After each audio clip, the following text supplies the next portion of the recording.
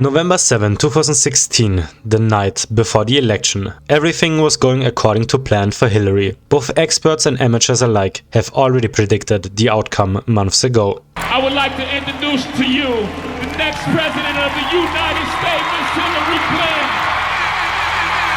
There's not going to be a President Donald Trump. That's not going to happen. Donald Trump is not going to be president of the United States. Donald Trump will never be elected president of the United States. He's not going to be president. Is there a path to victory for Donald Trump at this point? No. Do you still think she has a 100% chance of winning the election? I do. On election day, Americans woke up to the news in the New York Times that Hillary had an 85% chance of winning. You know, growing up as a little girl, I never thought I could be president. It's becoming very real. Congrats, Hillary, our first woman president. Woo, Hillary, all the way to the White House. I waited over an hour to vote. I'm so happy. This is the most important election that I have ever voted in. I got to vote for a woman for president. It's really incredible. We finally made it. Even before the first vote was counted, champagne began to pop at Hillary's victory party in New York City. This has a literal glass ceiling. A glass ceiling they're hoping to symbolically burst through tonight. But the glass ceiling was never shattered. Instead, as the night continued, a sobering realization began to hit Hillary's supporters. They underestimated Donald Trump. And against every forecast, every model and nearly every prediction, Donald Trump defeated Hillary Clinton. And with that, the world moved on to a very different path.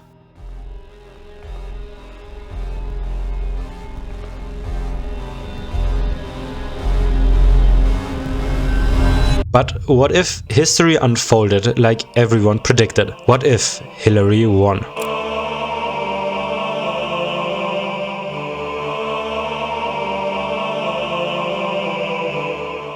In this video, we'll uncover a world all of us expected to live in through 4 unique chapters. Now, I could just say the divergence point is that the polls are right. Hillary wins. Everyone predicted it, so why not make it happen? That would be the easy way out. But unfortunately, that ignores reality. And to fully understand the timeline we never got, we need to understand why Hillary lost. Hillary Clinton, against all odds, lost the 2016 election because she failed to win back disillusioned Rust Belt voters. Michigan, Wisconsin and Pennsylvania decided that election. And by margins of just tens of thousands of voters, they opted against Hillary. So why did those states vote against her? Hillary painted herself as a representation of the political and economic status quo. The same status quo that left Rust Belt voters behind in the dust. But that resentment wasn't extreme. It just shifted the scale enough for Trump to narrowly secure victory. Really, all Hillary needed was like one campaign advisor warning her about Rust Belt disillusionment. Like, she didn't even visit Wisconsin during her campaign. But if she had known the danger, she would have campaigned harder in the Rust Belt. A few more campaign visits and just some pro-union messaging, and that's it. Hillary could have easily regained roughly 65,000 voters who lost her the election in Pennsylvania, Wisconsin and Michigan. I'm barely changing anything about her campaign. She can still have her shady email leaks and cringy one-liners. Heck, she can even still bark. In this timeline, with a more Rust Belt focused campaign, Hillary Clinton wins the 2016 election, just like everyone predicted. But what now? How does this timeline we were supposed to get look like? I won't just cover her first term and broad politics, but everything that follows until 2026. If you like deep, modern alternate history like that, subscribe.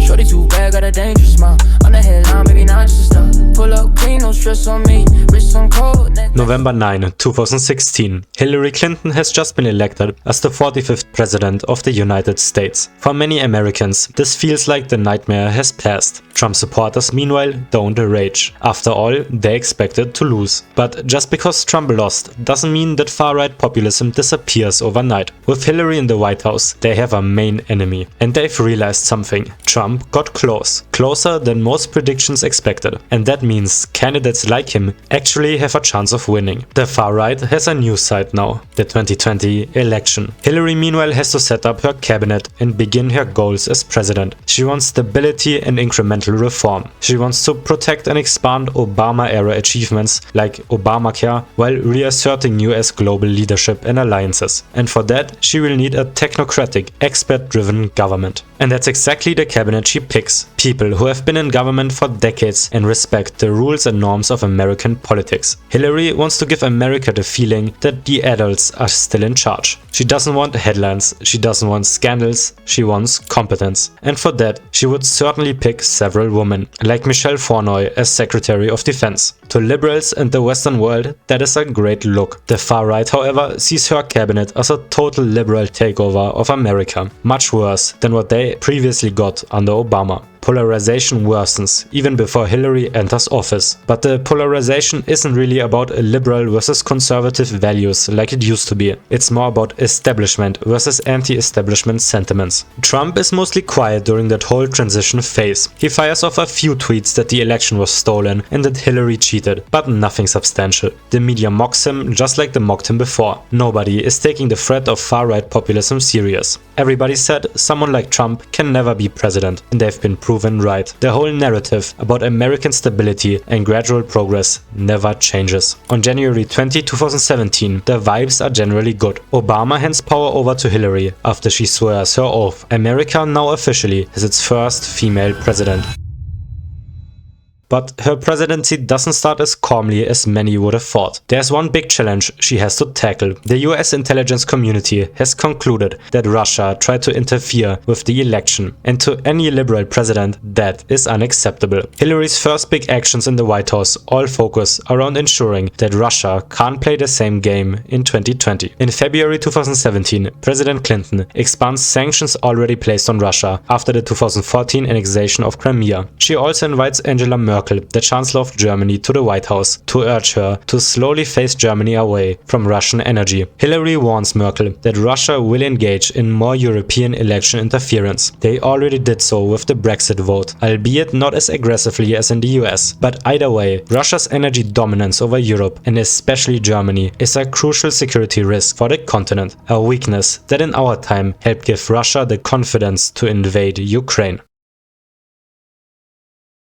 Domestically, Hillary pushes for increased cybersecurity and cyber warfare capabilities, mainly to further deter Russia, but also China. The media is split on her actions. Liberal outlets applaud her and paint her as a strong leader standing up to Russia. Fox News and Republicans criticize harshly that her focus should be on deterring China, not Russia. Tucker Carlson goes so far to argue that the US should seek closer ties with Russia to keep China at bay. In far-right online circles, the narrative that Hillary is losing the second Cold War to China begins to spread. On top, many critics argue that Hillary's whole cybersecurity push is just a plot to increase her chances of re-election. Attacks against her are ruthless, much more so than what previous presidents faced. Even though, so far, she's pretty much a continuation of Obama, just with more of a cybersecurity focus. By mid-2017, her approval rating remains slightly over 50%, but attacks from Republicans against her are sounding more vicious day by day. The GOP has changed. It's not the same party it was before Trump. Republicans have adopted his style of rhetoric. The GOP is now the party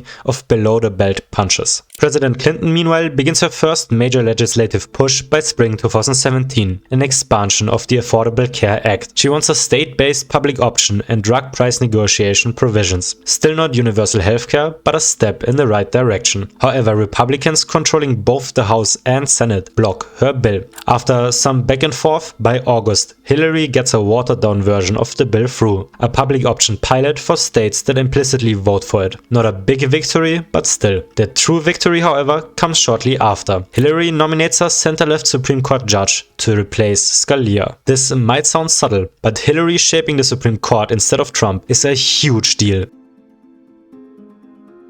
The Supreme Court is now locked in liberal dominance for at least a decade. The Supreme Court overturning Roe v. Wade in this timeline sounds absolutely ridiculous. Instead, the Supreme Court under Hillary is more focused on regulating gerrymandering and expanding voter rights. To the far right, Hillary stacking the Supreme Court is full proof of Trump's deep state attacks. Still, Hillary's approval rating by 2018 is positive. So far, her presidency has been a cakewalk. But that won't last long. North Korea ramps up missile tests, which increases global tensions. Hillary opts for a mix of diplomacy plus pressure, and unlike Trump, she never visits North Korea. In this timeline, the idea of a US president meeting with the dictator of North Korea sounds like a delusional alternate history you'd find on the depths of Reddit. In the same year, in Syria, Assad also uses chemical weapons against his population. Hillary Clinton has floated the idea of a no-fly zone over Syria several times already, and given that that would be a very decisive move against Russia, aka her main enemy, she'd definitely consider it. Ultimately though, I'm very certain that her generals would strongly advise her against that. Creating a no-fly zone over Syria would almost certainly require the US to shoot down Russian aircrafts, which could then very quickly escalate into a full-blown war. And while Hillary is an anti-Russia hawk, I don't think she'd want to start World War III. Instead, she authorizes limited strikes, inspired by how Obama handled Libya. The GOP of course attacks her for it, but they don't just attack her actions. They've learned from Trump that attacking her character is far more effective. Think of Tucker Carlson on Fox News shouting that emotional Hillary is about to start World War III. By November, Hillary is still moderately popular. In the eyes of most Americans, Hillary is like a significantly less charismatic version of Obama. Inside the Democratic Party, meanwhile, the overtone window has shifted towards the left compared to our time. There's a growing movement focused on the working class, spearheaded by Bernie Sanders and AOC. With that, in a still intact neoliberal world, Democrats managed to take back the House in the 2018 midterms. The Republicans, however, keep their control over the Senate. After the midterms, Hillary begins a renewed push for domestic reforms. In December of 2018, she passes a massive infrastructure bill through Congress. The bill allocates billions of dollars towards roads, bridges and green energy infrastructure. It's far from a Green New Deal, but once again a step in the right direction. And that summarizes how many feel about Hillary. She's doing the right things, but at a very slow and steady pace. Her presidency isn't defined by chaos or spectacle, but rather by the belief that history had returned back to normal. That belief will be short-lived, as we'll soon enter a new decade full of chaos.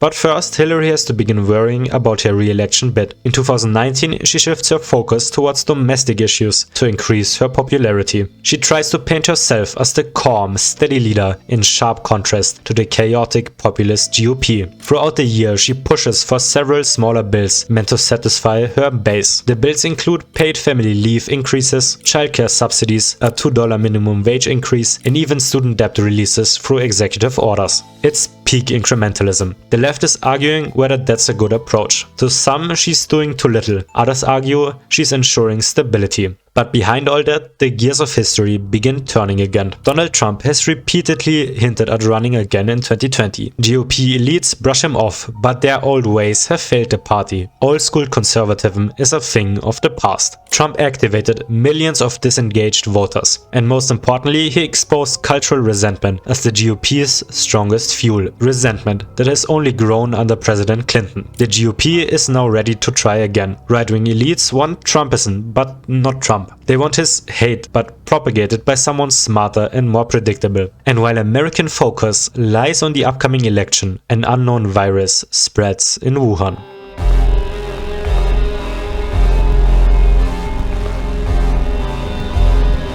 The Republican primaries begin as a total clusterfuck. Trump, of course, runs again. His whole message is that he was robbed and everyone knows it. But Trump isn't the only one trying to carry the torch of Trumpism forward. Throughout Hillary's first term, Ted Cruz has quietly begun rebranding himself by sharpening his 2016 image. He's trying to be more humorous, less Bible-thumping and more aggressive on the culture war. He appears repeatedly on Fox News attacking Hillary, the neoliberal elites and Washington. And there's of course Nikki Haley Haley, who tries to run as the anti-Hillary. By the beginning of 2020, the right-wing media machine is on full fire. Fox News regularly talks about the Clinton technocracy, unaccountable experts in the deep state, and how America turned into a cyber surveillance state. Trump, with angry tweets and even angrier rallies, pours fire into that narrative and riles up the far right. Ted Cruz and Nikki Haley meanwhile fight for big donor support. Because one thing is clear, the Republican establishment doesn't want to support Trump again. The Koch brothers and similarly aligned groups quietly push their weight behind Ted Cruz, viewing Nikki Haley as too soft. Ted Cruz quickly turns into the big donor candidate, and crucially, Ted Cruz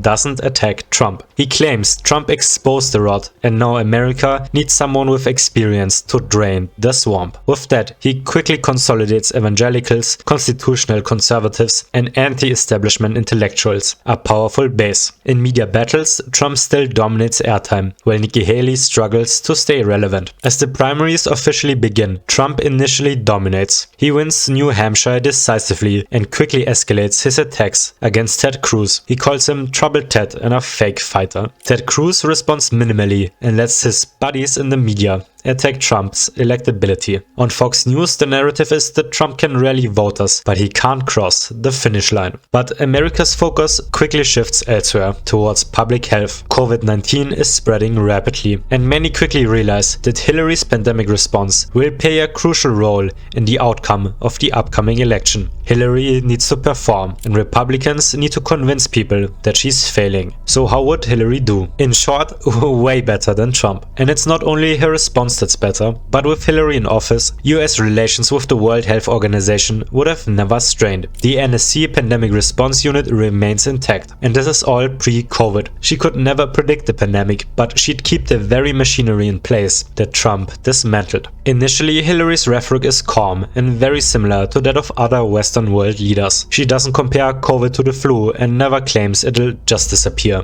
Her response is boring and technocratic, just like her entire presidency. By late January, the first confirmed cases begin to hit the US. Clinton quickly activates the White House Pandemic Task Force, begins daily internal briefings, and appoints Dr. Tom Friedman as the public face of her pandemic response. Dr. Friedman quickly becomes the main target of far-right conspiracies and attacks. Trump calls him an unelected agent of the deep state. He also calls COVID manufactured by China to weaken the US and claims that Hillary is falling for it. According to Trump, Americans want a strong leader that can stand up to China. That messaging works in conspiracy cycles, but not in broad electorates. Ted Cruz finds a better silver lining. He states that it's important to stop the pandemic, but warns that Hillary will use this crisis to expand her surveillance state. He urges Americans to not give up their freedoms too easily, and that message lands way harder. Ted Cruz pulls ahead of Trump in February and consolidates power ahead of Super Tuesday. Nikki Haley quickly drops out and endorses Ted. President Clinton, meanwhile, has her hands full.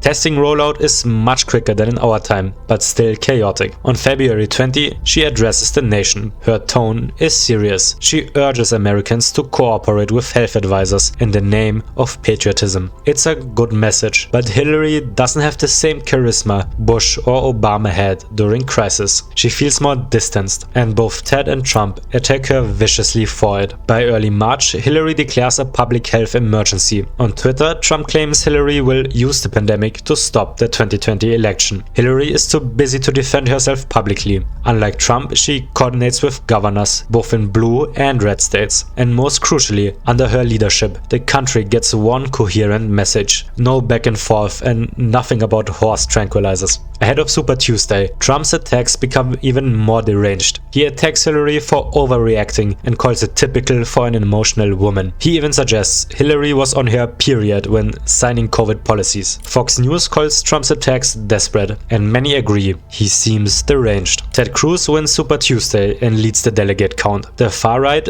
prefers Trump, but Fox News and the GOP establishment are pushing Ted hard. After Super Tuesday, Trump publicly lashes out and claims the GOP elites are sabotaging his campaign. He floats running as an independent on Twitter, plunging the GOP into a state of panic. The Republican establishment now has to walk a tightrope. They can't attack Trump too hard or he'll defect, but they also want to ensure Ted Cruz defeats him. By mid-March, Hillary pushes for a huge relief bill, similarly to the CARES Act. Shortly after, Ted Cruz wins both Ohio and Michigan, effectively ending the race. Trump doesn't concede, but instead again suggests running as an independent. Several Republicans, including his former running mate Mike Pence, approach him and urge him to drop out. And quietly, behind the scenes, he gets many concession offers by GOP elites. And like Trump always does, on April 2nd, he caves and officially drops out. The far right is split. Some see Ted Cruz as a traitor who stopped Trump, but others agree with Fox News that he is more electable. Ted Cruz now tries to focus his campaign on winning back disillusioned Trump voters. To do that, he escalates his culture war messaging. He frames Hillary's policies as overreach and elite control. His attacks are devious, but overall, Hillary's pandemic response has been a success. Her approval rating remains at 55%. In our timeline, by early May, COVID-19 cost around 65 to 75,000 lives, depending on how you count. In this timeline, based on how other liberal-led Western countries handle the pandemic, I estimate that the numbers would be around 40 to 45,000. And that change will only become more drastic as time goes on. I'll keep stating those numbers because without them, it's hard to grasp how big of an impact COVID policies truly had. The impact of Hillary's governance is not flashy, not shocking, but it is massive. Anyway, just as Ted and Hillary settle into the election race, a new crisis shakes America to its core. On May 25th, George Floyd is murdered by a police officer in Minneapolis. Just like in our time, the video of the event spreads like a wildfire. And just like in our time, people rage.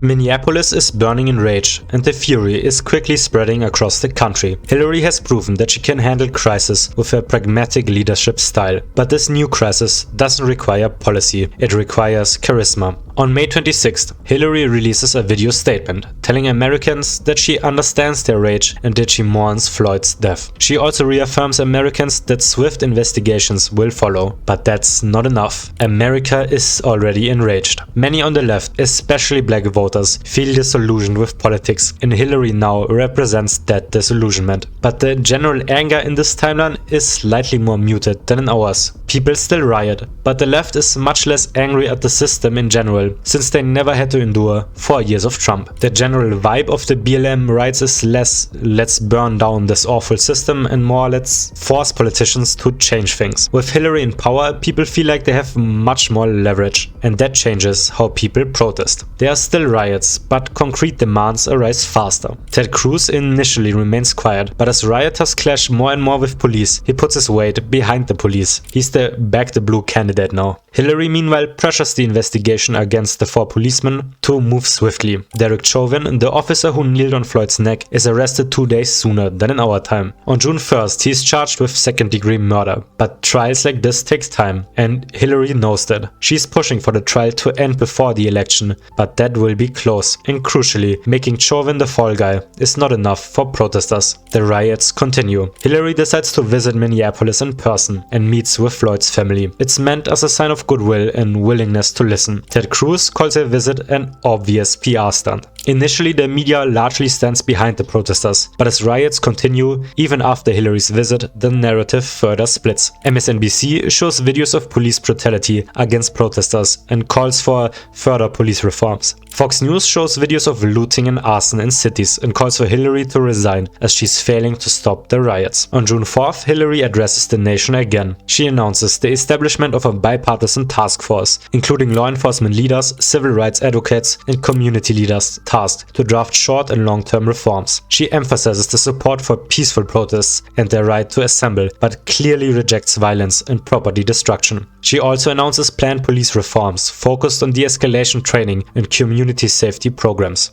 It's meant as a unifying effort. The far right and Ted Cruz view it as overreach, and most BLM protesters see it as too little, too late. But her reaction does calm the tensions, not decisively, but most Americans feel like there's an acceptable path forward. Nobody is happy, but nobody is fully outraged either anymore. Still, tensions stay high as many fear that America has turned into an explosive barrel ready to ignite. But for now, focus shifts to the Republican convention on June 24. Ted Cruz formally accepts his nomination. On stage are former candidates Mitt Romney, Nikki Haley, and basically the entire GOP leadership. But one man is missing: Donald Trump. He only appears via video and gives Ted Cruz a very half-assed endorsement. On the same stage, Ted Cruz announces Nikki Haley as his running mate. The exact pick everyone expected. Haley is viewed as disciplined and diplomatic, exactly what Cruz's campaign is missing. The far right can tolerate her, while moderates get excited. Ted's campaign is not truly formidable. He pushes the conspiracy angle that Hillary is establishing a security state with her COVID actions. Haley meanwhile attacks her credibility in a much more serious tone. With that and Hillary's so far mediocre BLM response, for the first time Ted Cruz ties Hillary in the polls.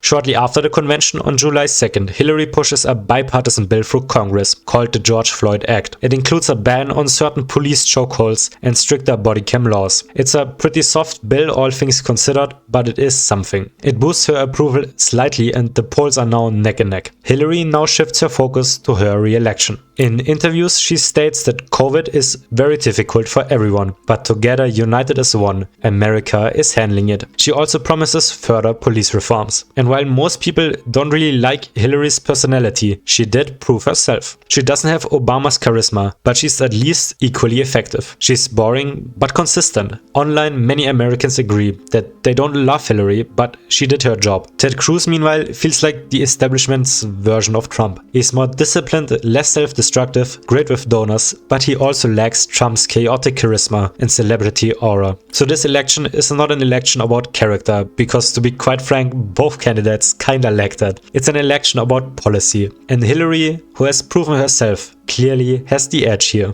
In debates, Ted attacks Hillary aggressively, calling her a soft tyrant with her digital surveillance expansions and COVID emergency powers. But Hillary can defend herself. Her actions protected Americans and American democracy. And while the far right doesn't agree with that, she does have a point. Overall, she wins the debates. But there's also the VP debate, which matters more than usually. On October 7, Nikki Haley meets Tim Kaine. Haley tells America it can resist the Clinton dynasty without losing stability. Kaine fails to counter her attacks effectively and loses the debates. Crucially, the VP debate shows that Hillary has weaknesses. Ahead of the election, Ted Cruz repeatedly tells Americans that the Clinton dynasty can end without America losing stability. These attacks save his weaker debate performance, and the election is still projected to be close. A week before the election, breaking news spread across America. Derek Chauvin's trial has officially concluded. He's found guilty on all counts and will likely spend the rest of his life in prison. For Hillary, that's a big victory. She publicly pushed the trial to be speedy, and now she has something to show for it. Many Americans still believe the system is working. It just needs to be improved. The right frames Chauvin's sentence as political punishment.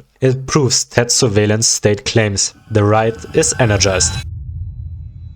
Before we decide who would win, there's one more number we need to cover. A number that I think would seal the outcome of this election: COVID-19 deaths. In our timeline, by the time of the 2020 election, roughly 230,000 Americans have died because of COVID. With a president that listens to scientists and doctors and acts accordingly, that number would be much, much lower. In this timeline, the US under Hillary handles COVID-19 similarly to other Western leaders. Western Europe experienced roughly 40% fewer COVID deaths per capita than the US. Projecting that number to America, by the time of this alternate election, over 100,000 Americans would still be alive.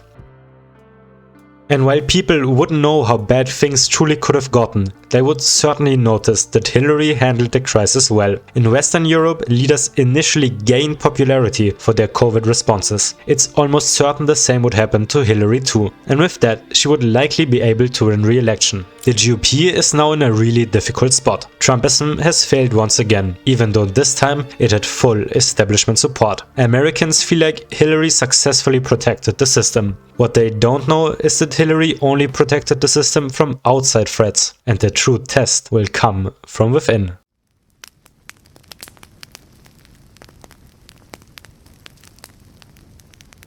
Hillary Clinton has secured her second term. She can now focus on her policies without worrying about re-election. For now, that means handling COVID, which is still raging on. In late November of 2020, a bit earlier than in our time, COVID vaccines begin to roll out in the US. She also issues federal vaccine mandates for healthcare and federal workers. In this timeline, vaccines are noticeably less polarizing than in ours, but many, especially on the far right, still believe in anti-Hillary conspiracies and that the vaccines are only meant to control people. But there is no president that is pushing that. Trump, by late 2020, is completely out of the GOP, and Ted Cruz, too, has failed. The GOP feels like it's one step away from total collapse. The New York Times posts headlines asking if Republicans will ever hold the White House again. It's not just that both Trump and Ted have failed, but with the Supreme Court expanding voter rights and tightening gerrymandering laws, liberals are simply in a much stronger position. But among younger Republicans, the rhetoric is different. They are learning and adapting. Josh Hawley, a freshman senator from Missouri, begins talking less about tax cuts and more about who is allowed to decide.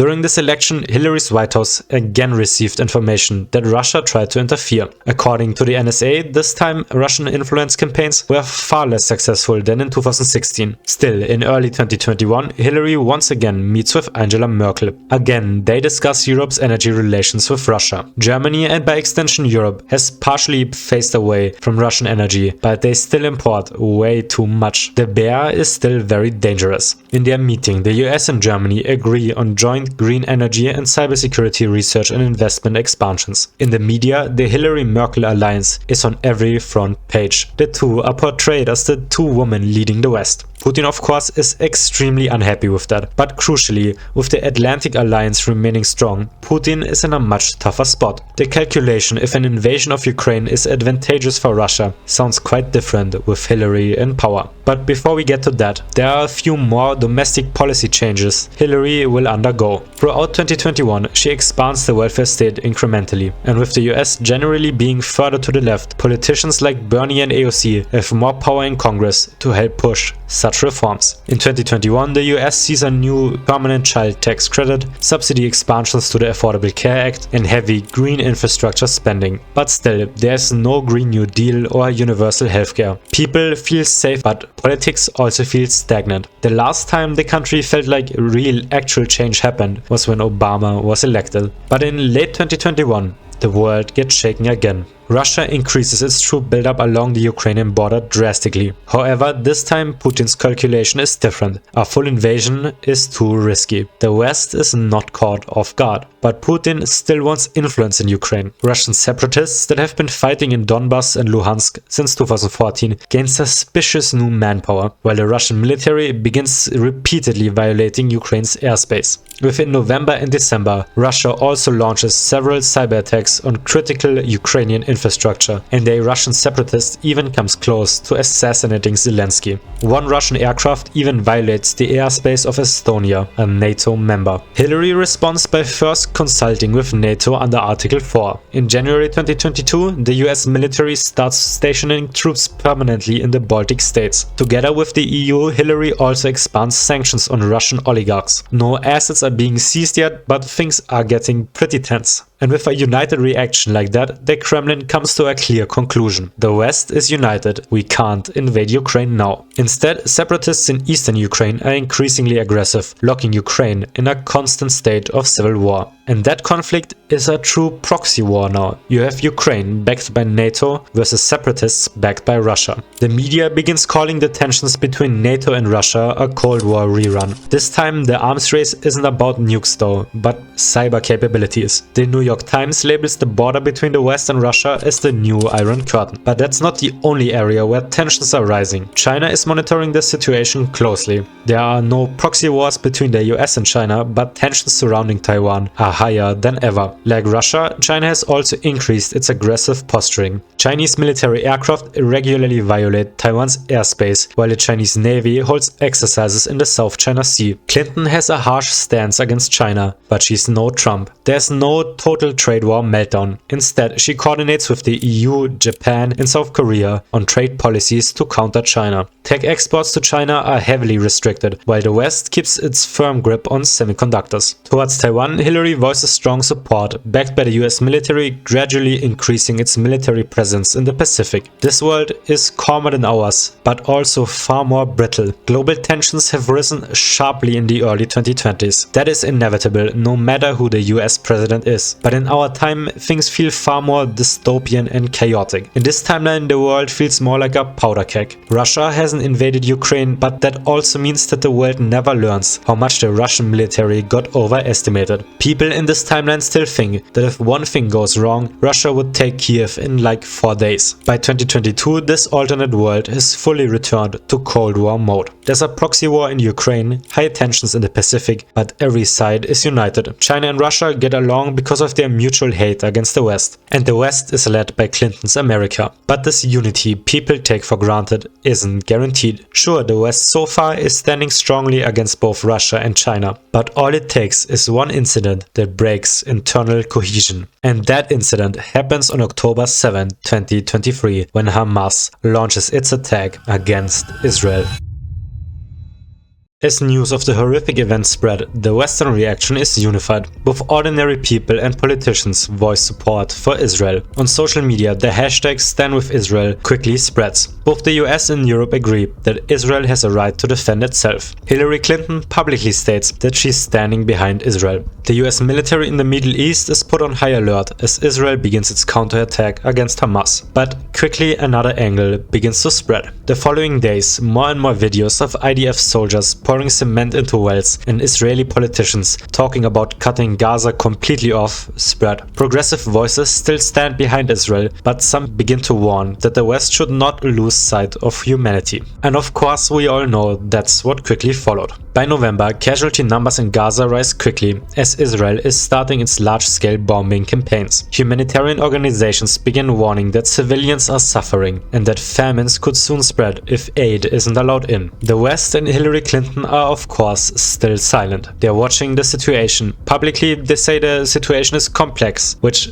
to be fair, it is, but there is no clear warning towards Israel about human rights violations. And progressives begin noticing that media reporting is very one-sided and there's no real ceasefire talk. It seems like Israel doesn't even want a ceasefire right now. And so, slowly but steadily, more and more people on the left, especially progressives, join the pro-Palestine crowd and the situation in Gaza only gets worse. By January 2024, there are reports of hospital strikes, aid convoys being blocked, and viral videos of mass displacement. On campuses across the US, students begin protesting against Israel's brutality and America's complicity. Hillary Clinton has previously supported the idea of a two-state solution, but in our time after October 7, she never voiced any support for Palestine, so I assume she wouldn't in this time either. She stays within the common liberal framing. In interviews, she states that Israel didn't start this and that the standard Israel is held to is impossibly to uphold. To many on the left, that is total betrayal. Hillary was seen as a candidate on the moral side. She did the right things, albeit way slower than progressives wanted, but the right thing nonetheless. But now Hillary, and by extension the liberal establishment in general, has shown its true face. They are willing to tolerate mass suffering without batting an eye to preserve the current order. For progressives, Gaza becomes the moment liberalism stopped pretending it had red lines.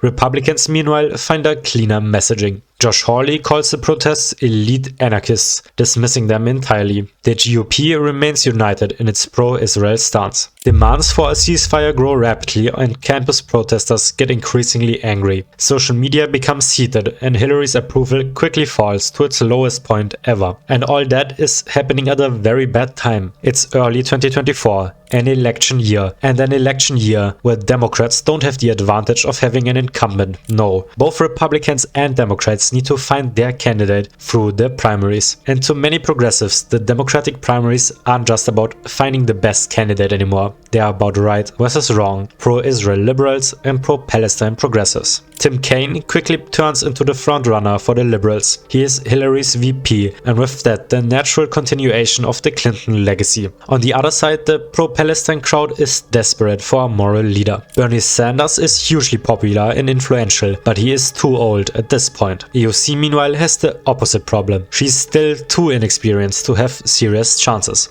But there is a light for progressives, Elizabeth Warren. She has already proven herself countless times and is still easily fit for 2 terms. The Democratic primaries quickly turn into a heated battle between Kaine and Warren, and the entire establishment all stands strongly behind Kaine. Russia, noticing this Western division, begins pouring its resources into spreading that division. Quietly, the country stops pushing the far right in the US and instead amplifies radical pro-Palestine voices online, something the US isn't prepared for. Russia doesn't agree with the protesters, but they serve an important purpose. They break Western cohesion. Online, things are heated, debates are angry, but when progressive voters turn on their TVs, they don't see debate. They see the media that once sold liberalism as the moral project, now treating dissent as a liability. On CNN, Kaine gets asked how it was to govern with Hillary and how he would steer America forward. Warren meanwhile gets dragged through the mud for voicing sympathy with college protesters. She gets called anti-Semitic multiple times by people in her own party. Practically all high-ranking Democrats, including of course Hillary and even Obama, openly voice support for Kaine while dismissing Warren. They used the same tactics against her the GOP used against Trump in 2020. She's too radical, too unelectable, and too deranged. Progressives feel betrayed. Their own party is attacking their candidate for caring about human rights and international law. To many, especially younger people, this is the breaking point. The moment liberalism showed its true face. Gen Z and millennials largely rally behind Warren on social media, and Warren quickly accepts her role. She posts videos online asking why America seemingly abandoned morality. She reminds her countrymen that America is supposed to be the land of justice for all.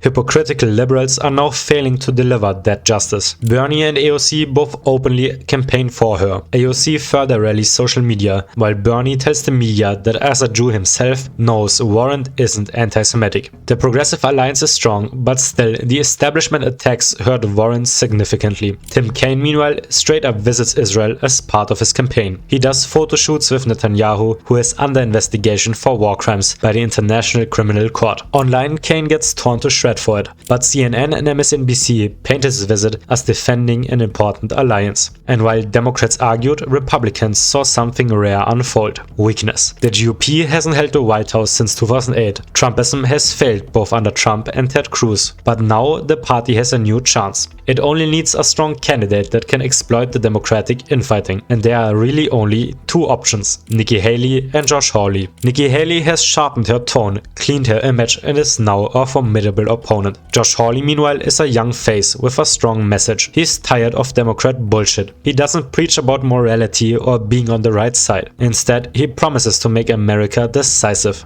And during a time of moral paralysis, that is a powerful message. To many centrists, Hawley doesn't sound dangerous. He sounds legible. His anger has rules, his nationalism has borders, and after years of moral chaos, predictability feels like safety. Josh Hawley attacks Hillary and the left with the same energy as Trump and Cruz, which satisfies the conspiracy and MAGA crowds. But he also appears very reasonable. Miraculously, he comes off as more angry than Trump, yet more competent than Ted Cruz. He's seen as a young, charismatic strongman. He's both a Republican hawk and, mainly thanks to his younger age, an anti-establishment force. Online, people begin calling him the Republican JFK. Fox News meanwhile compares his energy to Reagan. On air, Tucker Carlson strongly praises Hawley, and the two bounce off well together. Hawley also appears on Joe Rogan, who he has also great energy with, and the episode quickly breaks all viewership records. Hawley's team quickly realizes the power of podcasts, and he appears on several more, raking in well over 100 million views before the primaries start.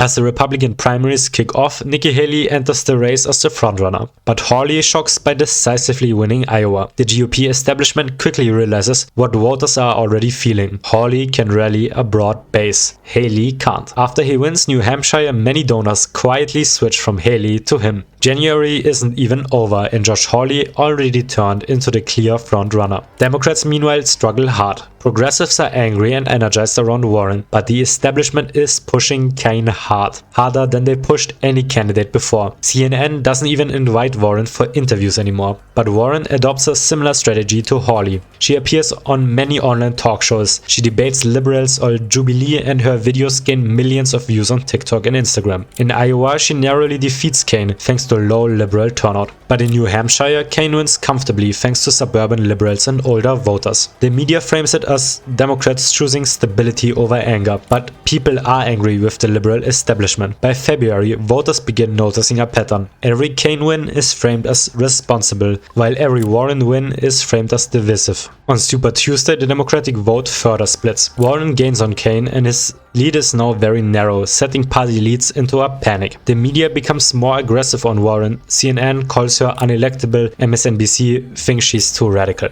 Democrats are exhausted before the general election even starts. Republicans, meanwhile, have consolidated around their new guy. Josh Hawley dominated Super Tuesday, prompting Nikki Haley to drop out and endorse him. In early April, Warren wins both Wisconsin and Michigan narrowly, pulling ahead of Kaine. Donors and the media are now terrified. Big party donors quietly begin freezing their funds. Throughout April, Warren only extends her lead. The media, being so openly against her, plays into her hands and rallies disillusioned leftists behind her. Hawley frames Warren pulling ahead as Democrats abandoning one of America's most important allies. On Fox News, he asks how the self-proclaimed moral party can abandon Israel after the brutal attack on October 7. He calls Warren a traitor. By early May, Kaine drops out under pressure. Elizabeth Warren has won the primaries, but she lost the party. Hillary Clinton straight up doesn't endorse her. The way Democrats view Warren is quite similar to how the GOP viewed Trump in 2016. She's dangerous and unpredictable. As June comes around, both candidates need to round out their campaigns and pick a running mate. For Josh Hawley, the pick is easy: Marco Rubio. He signals foreign policy credibility, which is important against Warren. And most importantly, it makes Hawley look presidential, not reckless. Fox News, of course, loves their pick, and CNN relaxes a bit. The markets calm down. Liberals are noticing that Hawley's campaign is not like Trump's or Ted's. Elizabeth Warren, meanwhile, struggles to find a great pick. Ultimately, she lands on Julian Castro. He's progressive friendly but still institutional. He excites voters, but he doesn't reassure elites. So basically, Warren picked enthusiasm while Hawley picked comfort, and now their campaigns can go full force. Hawley presents himself as a foreign policy hawk. He talks about how America needs to back its allies, aka Israel, with more commitment. He also attacks NATO countries for not meeting their spending targets. Around July and August of 2024, the rhetoric surrounding Israel and Palestine further changes. Many human rights organizations and genocide professors now agree what Israel is doing in Gaza should be considered a genocide. Progressives rage out further. College protests escalate, and Hillary still refuses to act. In an interview, Warren is asked if she considered Israel's actions to be a genocide. Warren doesn't answer directly, but she states that she agrees with human rights organizations and that she wants further investigations. That is terrible news for the liberal establishment. The Democratic candidate is vaguely against Israel. People on the left are energized for Warren and campaign fiercely, but at the Democratic National Convention in Chicago, Warren is left alone. Billie Eilish performs, Bernie and AOC speak, but no former president is present. Obama and Hillary appear on video talking about how dangerous Hawley is, but they don't sound all that convincing. Hawley, meanwhile, has the entire GOP behind him. Even Trump endorses him on Twitter. And so, the election stopped being a contest about arguments and ideas. It became a decision about risk. And risk is something the elites really don't like. In October, the New York Times leaks a memo from Bloomberg, where he mentions that he doesn't agree with Hawley, but at least he knows what he's getting. With Warren, he doesn't. I could now go into detail about the debates and weeks leading up to November 5th, but the outcome is already sealed. In the final weeks, liberal media stopped asking whether Hawley was dangerous and started asking whether Warren was reckless. Liberals don't trust their own candidate. Warren's progressive base is energized, but many liberals stay home. Some even vote for Hawley. The popular vote is close, but the electoral vote isn't. Josh Hawley flips Wisconsin, Michigan, Pennsylvania, and Arizona to become the 47th president of the United States. The long reign of liberalism is over. The world has to adjust to a new age of global tensions after the rules-based world order has been exchanged in favor of Israel.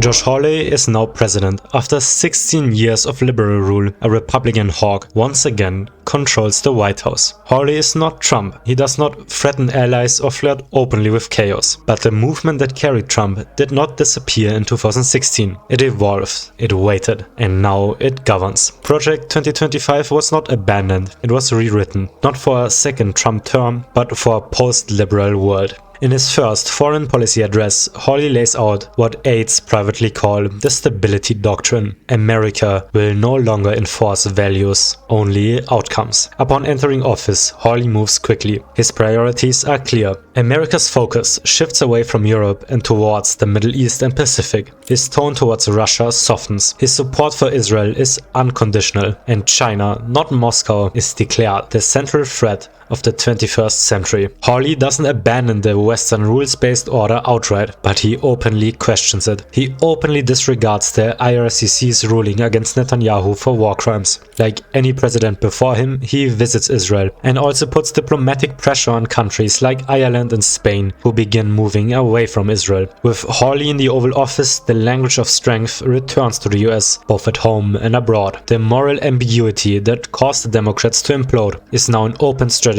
of the White House. Hawley retreats the majority of the US troops Hillary stationed in the Baltic states. He also tells European leaders openly that defense and deterrence against Russia is Europe's business. Putin, of course, smells an opportunity now. In this alternate world, he has missed the window to invade Ukraine in 2022, but that doesn't mean he abandoned the plan altogether. Once again, he escalates. In February and March of 2025, drones repeatedly violate Ukrainian and NATO airspace. Warsaw, Riga, Kiev and Bucharest all have to close their airports for a day after a Russian drone has been sighted nearby. European leaders talk about Russia openly terrorizing Europe, but Europe is still sleepy. Hawley pressures NATO to increase its defense target from 2 to 3%, but many European countries still lag behind. Hawley doesn't openly abandon NATO or flirt with Putin like Trump did, but he stays ambiguous when Europe asks if the US would help defend it against Russia. Domestically, Hawley cracks down harsh against pro-Palestine protesters. With him in the White House, Israel is only escalating its campaign in the Gaza Strip, and thus people in the US, of course, protest more. Especially college campuses are frequent sites of pro-Palestine protests. Hawley quietly pressures the FBI to shift investigative focus away from far-right groups like the Proud Boys towards a radical leftists, aka pro-Palestine movements. Publicly, Hawley calls the pro-Palestine movement anti-Semitic and states that it's breeding ground for Nazis. Thanks to his rhetoric and policies, tensions on American streets gradually increase. Pro-Palestine protesters clash regularly with police in early and mid-2025. Hawley also fires dozens of federal workers following the instructions of Project 2025. It's not as quick or as radical as under Trump. For one, Hawley isn't as extreme or aggressive as Trump. And also with the Supreme Court firmly leaning liberal, Hawley has to be far more careful with his aggression. Like Trump, he escalates anti-immigrant rhetoric and increases the budget of both ICE and Border Patrol. But crucially, he doesn't send them into liberal cities, and due process still exists for everyone in the US. On the international stage, the US under Hawley blocks UN investigations into Israeli war crimes. Tensions in the Middle East further escalate as pages in Lebanon explode, killing many of Hezbollah's leaders. Generally, on the global stage, the US is now in a weird spot. It's not the rules-based Western country it was under Clinton and Obama anymore, but it's also not the rogue aggressor it is under Trump in our time. It's somewhere in the middle, a gray area. Especially against China, Hawley is very aggressive, even more so than Trump. He escalates the trade war by blocking imports and exports from China, but he isn't chaotic about it. He continues to use Hillary's strategy of working together with South Korea, Japan and Taiwan to contain China, just more aggressively. And as Hawley shifts America's focus further and further towards China and the Middle East, Putin smells blood. In early June, Russian separatists in eastern Ukraine launch new waves of attacks with clear Russian backing.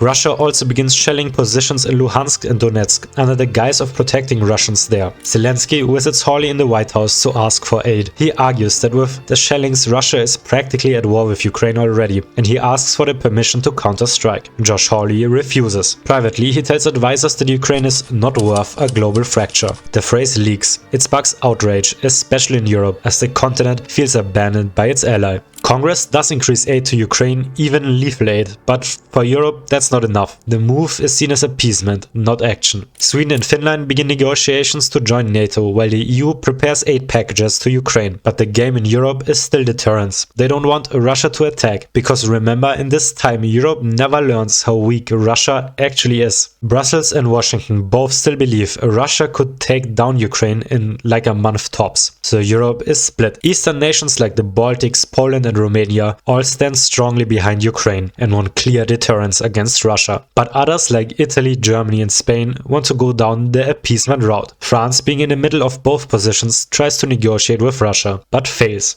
On July 13, without warning, just like in our time, Israel strikes Iran.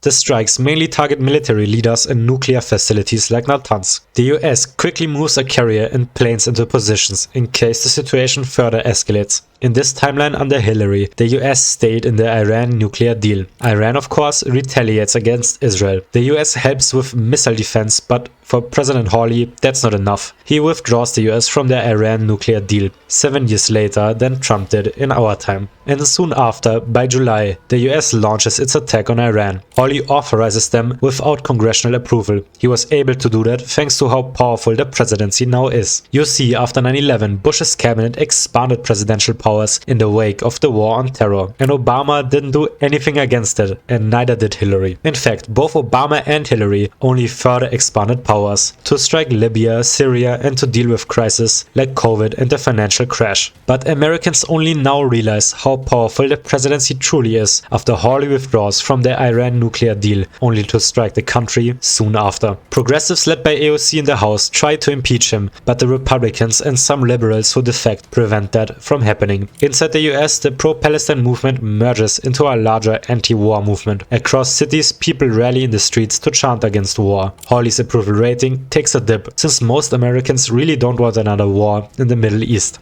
However, after Iran struck a few empty bases, the situation calms a bit. Tensions are still high, Israel and Iran exchange occasional strikes, but no full war breaks out. The US keeps a high military presence in the region. Hawley's actions didn't start a war with Iran, but they showed the world that the global order has changed. Treaties seem less and less relevant, and one country in particular is really fond of that new order: Russia. In late 2025, Russia begins amassing massive numbers of troops along the Ukrainian border. Initially, Europe believes it's just a show of force to increase pressure in Luhansk and Donetsk, but many security analysts quickly realize that the troop buildup is too big for that. It looks like Russia actually plans to invade Ukraine. European leaders try to diplomatically convey Putin not to invade. Josh Hawley does practically nothing. US intelligence agencies assure Europe that Russia wouldn't dare to invade, while the continent begins to panic. Zelensky again travels to the White House, trying to get Hawley to put pressure on Russia. Hawley does agree to increase military aid to Ukraine, but doesn't lift a finger to actually deter Russia from attacking. The US doesn't increase diplomatic, economic or military pressure on Russia. As 2025 comes to an end, satellite images show Russian armor stretching from Belgorod to Crimea. For the first time since 1945, Europe prepares for war, seemingly without America at its side. And there you have it, an alternate world where Hillary Clinton became president. Her legacy would be similar to Obama's in our time. Most recognize that she was a decent leader, but ultimately she failed to steer America on the correct course. And towards the end of her 8 years, it became clear that she cared more about stability and alliances than actual morality. And that ultimately broke both Democrats and the Western alliance as a whole. Still, with 8 years in office, she has achieved several things. For example, in our timeline, COVID-19 cost roughly 1.2 million lives in the US. With better preparation and actual competent governance, that number would be significantly lower. Earlier, I estimated around 40% lower. If you continue with that estimate, in this alternate world, roughly 500,000 Americans would still be alive. This timeline is without a doubt better than ours, but better doesn't mean good. People still enter 2026 with a lot of uncertainty for the future. The world is becoming increasingly unstable, and global politics are less about diplomacy and more about strength. Still, America is far from the dark place it is currently in. All because Hillary focused her campaign more on the Rust Belt and prevented Donald Trump from ever becoming president. But let me know what you think. Would you prefer to live in this timeline? And did I miss something important? If you enjoyed detailed modern alternate history like this one, please subscribe. It helps my channel a lot. You can also support me on Patreon. And of course, stay tuned for my next video, where we explore how much the world would have spiraled out of control if COVID-19 was just 1% deadlier.